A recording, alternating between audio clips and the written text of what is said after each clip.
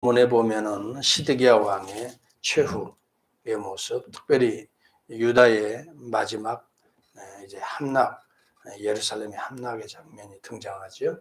오늘 본문에 보면 함락을 당할 때에 하나님께서 갑자기 함락을 시킨 것이 아니라 제 9년째부터 시작해서 11년이니까 3년 가까이 시드기야에게 기회를 주었던 거예요. 예레미야를 보내면서 하나님의 말씀을 계속해서 하나님의 비전, 하나님의 계획, 하나님의 뜻, 그런과 동시에 유다가 왜 이렇게 멸망할 수밖에 없었는가를 계속해서 유다를 통해서 증거했단 말이죠. 그런데 이 말을 귀담아 듣지 않아요. 오히려 애굽을 의지하면서 이런 하나님의 뜻을 대적하기 위해서 바벨론을 사용하고 계시는 하나님의 뜻을 대적하기 위해서 대항하다가 결국은 마침내 이렇게 어려움을 당하게 되고 비참한 그의 최후를 맞이하게 됩니다. 중요한 것은 우리가 위기가 문제가 아니에요. 위기 때라도 하나님의 음성, 하나님의 뜻, 하나님의 목적을 우리가 붙들면 우리는 구원을 받게 됩니다. 하나님께서는 다시 회복의 은총을 베풀어 주십니다. 하나님께서 우리를 통해서 연단하신 후에 정한 때가 있습니다. 이것이 이스라엘 유대 백성들에게는 70년입니다. 70이라고 하는 것은 오늘 구약시대의 한 민족에 대한, 선택된 민족에 대한 70년이라고 하는 것은 하나의 샘플입니다. 하나님이 정한 기간이라고 하는 것입니다. 7은 완전수입니다. 10은 충만한 수의 기초 단위가 10입니다. 만수라고 하는 것입니다. 하나님께서 계획하시고 예정하신 뜻이 완전히 이루어질 때까지를 의미하는 해가 70입니다. 여러분, 이 하나님의 계획은 변경되지 않습니다. 왜 이런 연단의 과정이 필요했는가? 이것은 하나님이 개인적으로 생각한 것이 아닙니다. 이스라엘 백성을 향한 하나님의 긍휼과 자비의 결론입니다. 이스라엘은 우상 숭배로 망할 수밖에 없었습니다.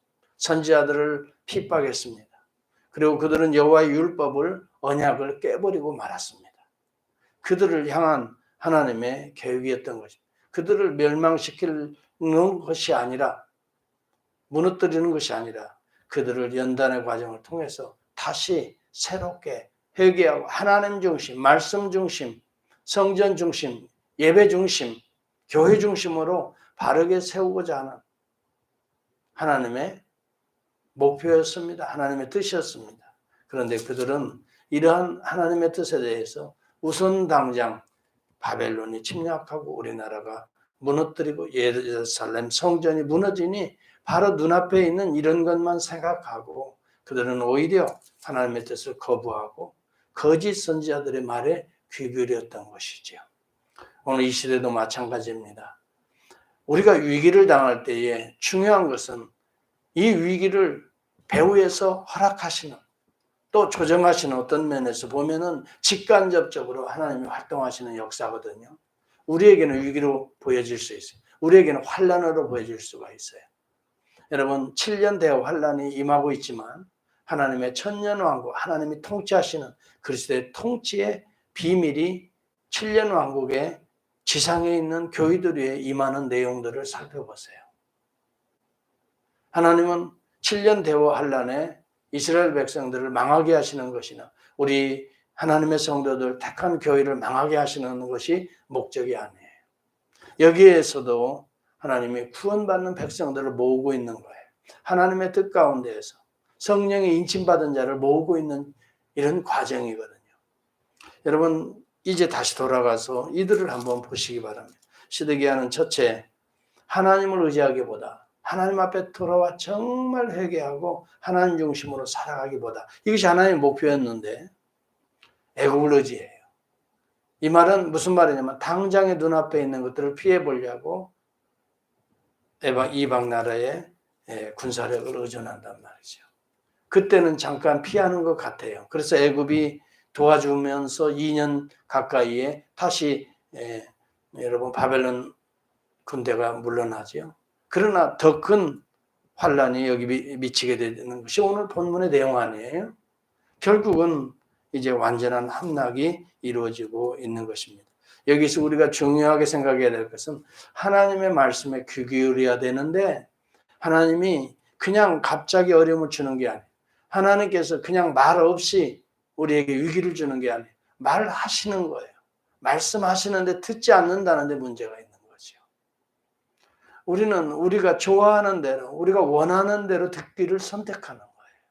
이것이 오늘날의 저는 교회의 비극이라고 봐요. 성도들도 자기 자신에게 들려주는 메시지를 그저 자기가 선택해서 듣는 거예요. 여러분, 하나님의 말씀은 선택사항이 아니에요. 필수사항이에요. 그 말씀대로 우리가 순종하여 들으면 살고, 그러나 그 말씀을 거부하고 그 말씀을 대적하면 죽는 길이에요. 여러분, 중간지대가 없는 겁니다. 사실은 여호와의 말씀을 떠나는 것은 언약을 파괴하는 것이에요. 이 길은 오늘 시드기야 왕에 가는 길이 되어버릴 것입니다. 여러분, 그리고 그 말씀을 증거하는 하나님의 종들을 핍박했습니다. 시드기야는 옥에 가두기도 했습니다. 여러분, 그 시드기야의 비참한 최후의 모습은 여기 본문에 보니까 이제 바벨론 군대가 완전히 예루살렘을 포위하고 쳐들어 들어오니까 시드기야 왕과 또 그를 지키고 있는 왕궁의 친위대라고 볼 수 있겠죠. 어디로 도망가냐? 셋길을 통해서, 왕궁의 셋길을 통해서 아라바 사막으로 도망가요.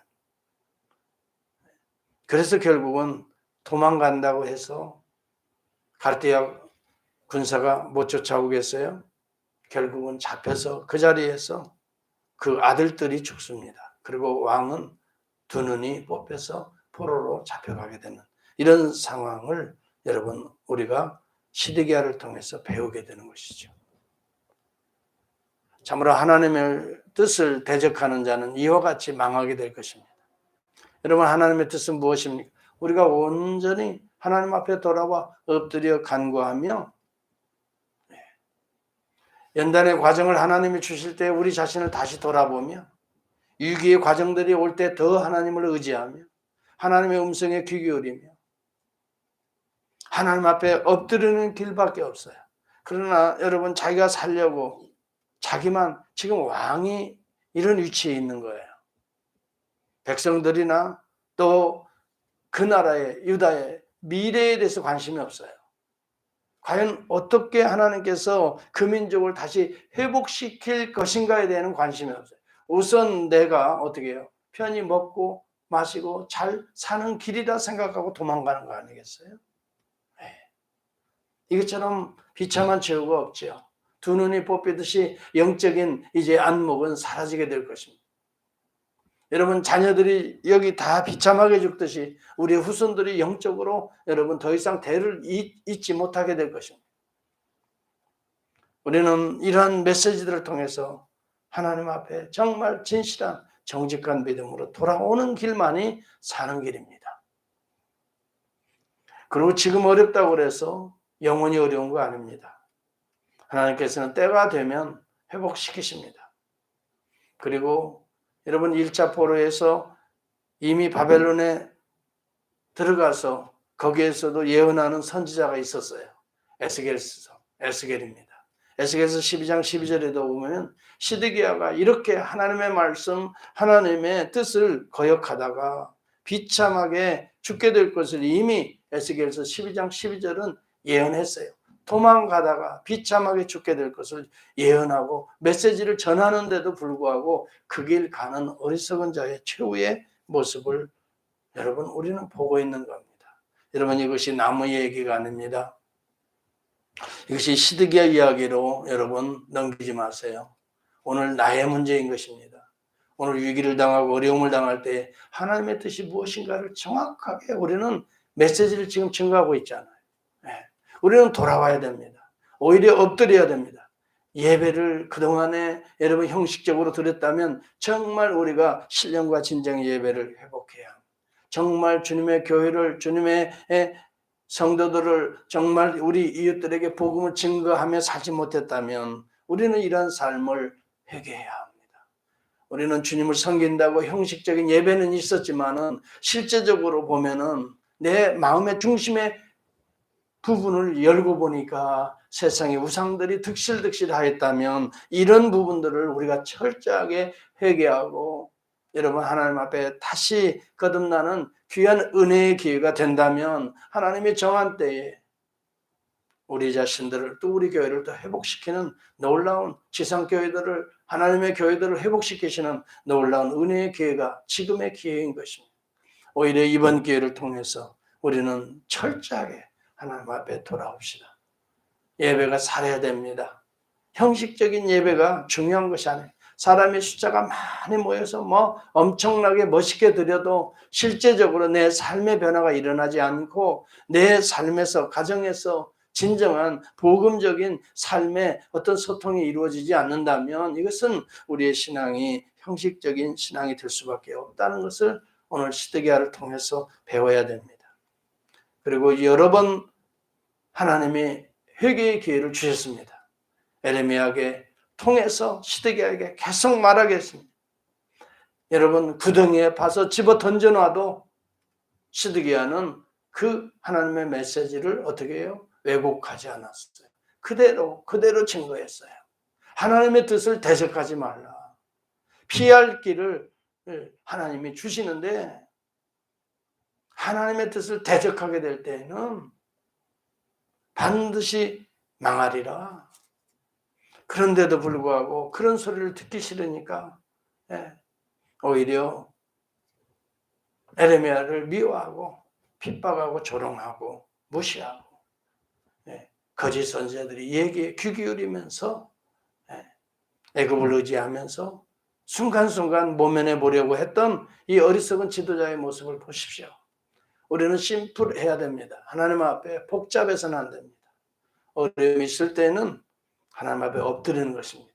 어떤 환난과 생각지 않은 고난이 올 때에는 엎드리는 길 외에 다른 걸 생각하지 마십시오.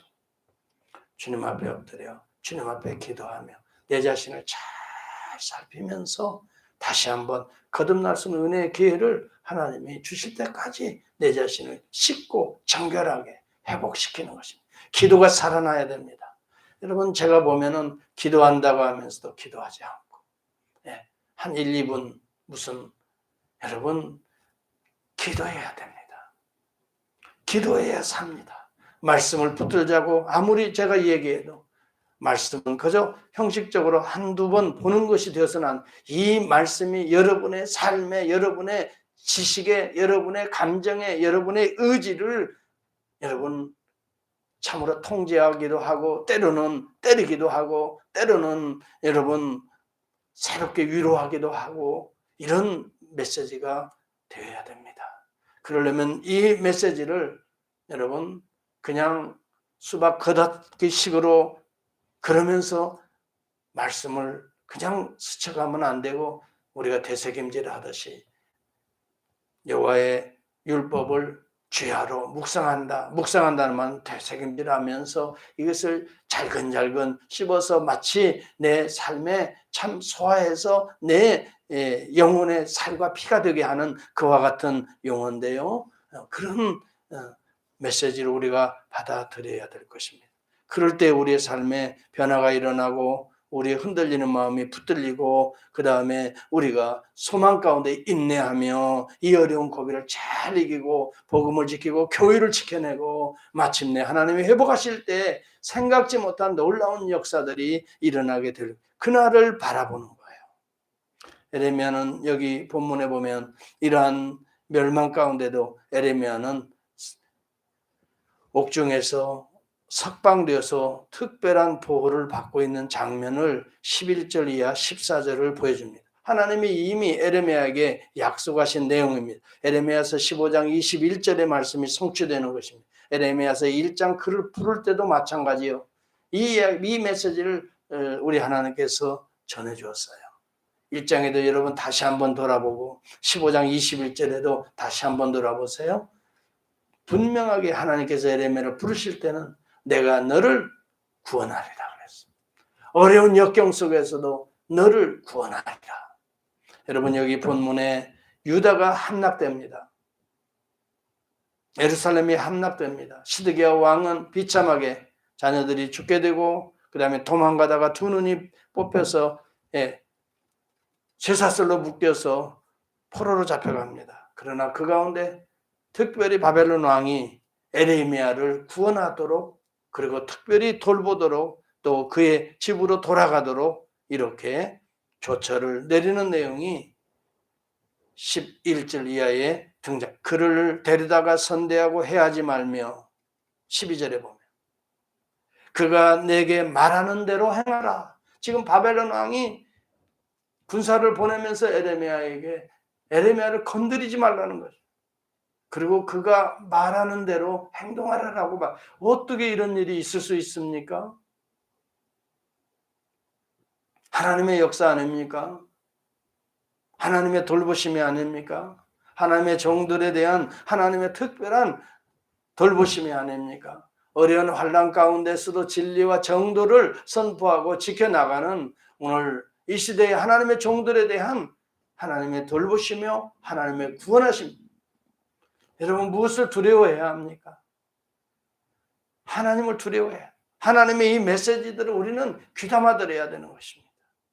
그 다음에 여러분 15절 이하에 이 에레미야가 구덩이에 빠져서 먹을 것도 없이 다 죽게 되었을 때에 이 에레미야를 구원한 한 인물이 있습니다. 에벳 멜렉입니다. 그를 하나님이 특별히 또 구원하시는 장면을 보여주고 있어요. 15절 이하에 보면 에레미야가 고통을 당할 때에, 어려움을 당할 때에 그를 구원하기 위해서 시드기야에 가서 왕에게 가서 이야기하고 그를 건져내 살게 했던 에벳멜렉. 반드시 하나님이 복을 주리라. 반드시 복을 주리라. 여러분 16절에 보니까 에레미야에게 하나님의 메시지가 지금 또 예언이 등장하고 있어요. 너는 가서 구스인 에벳멜렉에게 말하기를 만군의 여호와 이스라엘의 하나님의 말씀에 내가 이 성에 재난을 내리고 복을 내리지 아니하리라 한 나의 말이 그날에 내 눈앞에 이르리라. 여호와의 말씀이니라. 내가 그날에 너를 구원하리니 내가 그 두려워하는 사람들의 손에 넘겨지지 아니하리라. 내가 반드시 너를 구원할 것인즉 내가 칼에 죽이지 아니하며. 여러분 바벨론 이 군사들이 에벳멜렉을 건드리지 못했습니다. 여러분 이 내용들이 무엇을 말합니까? 하나님의 종을 붙들었습니다. 하나님의 종을 살려낸 것은 다시 말하면 하나님을 향한 충성심이었습니다. 일 개인에 대한 문제가 아닙니다. 하나님은 하나님의 종들을 파송할 때는 그 민족을 구원하시기 위해서, 그렇다면 하나님과 같이 대우하는 그들에게는 하나님이 대신해서 돌보신다고 하는 장면입니다. 여러분 엘리야가 가뭄 가운데 어려움이 있었을 때에 사르밧 과부를 통해서 그를 먹이시게 하는 장면이 나옵니다.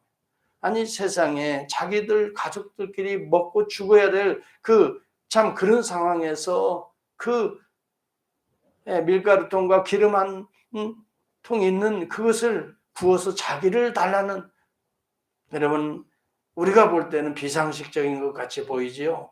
몰상식한 것처럼 보이지요. 여기는 하나의 메시지가 있는 것을 귀담아 들어야 됩니다. 엘리야를 단순히 돌보는 것이 아닙니다. 하나님을 지금 기억하는 것입니다. 하나님께 충성하는 일입니다. 여러분 엘리야가 선지자로서 얘기하는 그 말을 귀담아 들었다는 것은 하나님의 음성을 귀담아 들었다는 것입니다. 그대로 순종합니다. 여러분 그 가정에는 복이 임하게 되는 거예요. 엘리사 때도 마찬가지입니다. 여러분 우리가 기억해야 될 것이 있습니다. 모세를 대적한 것은 하나님을 대적한 것이라고 성경에 분명히 말합니다. 너희가 나를 대적하여 싸웠다라고 말합니다. 여러분 오늘도 하나님의 말씀을 붙들고 살아가는 자들을, 또 하나님의 말씀을 선포하는 하나님의 종들을 돌보는 것은, 또 그를 곁에서 동역하는 것은 하나님과 동역하는 것입니다. 이것은 교회를 지키고 복음을 지켜내고 어느 이 시대의 어려운 난관들을 지켜내는 비밀인 것입니다. 그 가정들은 복이 임할 것입니다. 하나님이 대신해서 돌보시는 것입니다. 하나님이 대신해서 축복하시는 것입니다. 이 놀라운 은혜가 오늘 이 위기 가운데 있는, 어려움 가운데 있는 한국교회나 조국교회나 또 오늘 이민교회들 위에도 임할 수 있기를 바랍니다. 여러분, 지금 심히 어려운 가운데 우리 모든 교회들이 또 성도들이 어려운 가운데 있습니다. 이러한 때일수록 하나님의 말씀을 붙들고 주님 붙들고 어려움을 함께 이겨내고 주의 종들과 함께 고비고비들을 이겨내 마침내 회복의 은총을 우리가 누릴 때까지 연단의 과정들을 잘 통과하는 이 시대의 남은 자들이 될 수 있기를